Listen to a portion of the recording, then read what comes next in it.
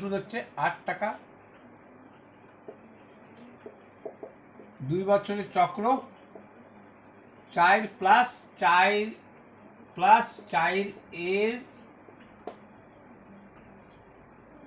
4%। 8 টাকা, এটা 4 উপর 4%। চক্রবৃদ্ধি মিনস হচ্ছে সুদের উপর সুদ। ড্রাফটম্যান দেখো তাহলে এবার